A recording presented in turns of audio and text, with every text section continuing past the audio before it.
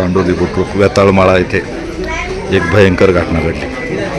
विजेचा प्रवाह उतरून एका तरुण शेतकऱ्याचा मृत्यू झाल्याची दुर्दैवी घटना घडल्याने चांडोली गावावर शोककळा पसरली आहे।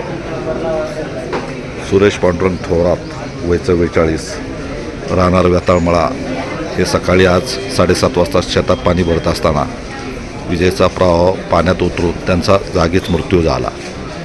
अत्यंत या घटनेमुळं तरुण शेतकऱ्याचा मृत्यू झाल्यामुळे अनेकांनी हळहळ व्यक्त केली। त्यांच्या मागे पत्नी, 2 मुले, आईवडील, भाऊ असा परिवार आहे।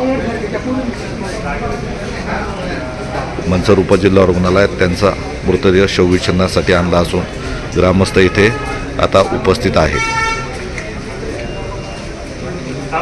तरुण शेतकऱ्याचा अत्यंत दुर्दैवी मृत्यू झाल्यामुळे गावावर शोककळा पसरली आहे। महावितरणच्या हलगर्जीपणामुळे हा मृत्यू झाल्याचा आरोप ग्रामस्थांनी केला आहे।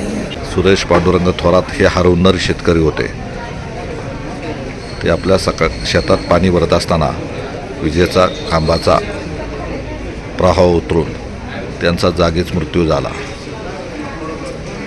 सदर खांबाला काही दिवसापूर्वी अज्ञात वाहन चालकाने धडक दिली आणि तो खांब वाकला होता। याबाबत ग्रामस्थांनी महावितरण कंपनीला कळवले असताना सुद्धा कोणतीही कार्यवाही झाली नाही असा आरोपही काही ग्रामस्थांनी केला।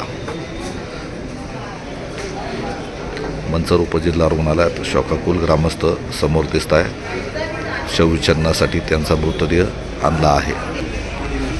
विजेचा शॉक बसून पारगाव येथील एका उद्योजकाचा चाकण केळगाव येथे मृत्यू झाला।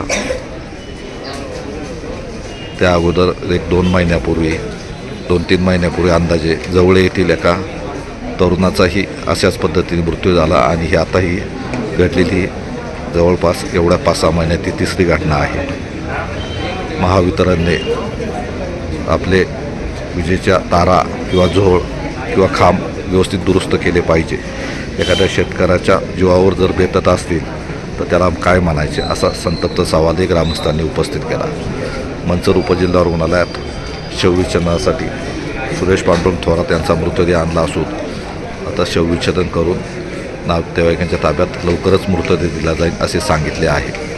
या संदर्भात मंचर पोलिसांनी घटनास्थळी भेट देऊन पाहणी केली आहे। तसेच मंचर उपजिल्हा रुग्णालयात मृतदेहाचे पंचनामा करण्याची कार्यवाही सुरू आहे।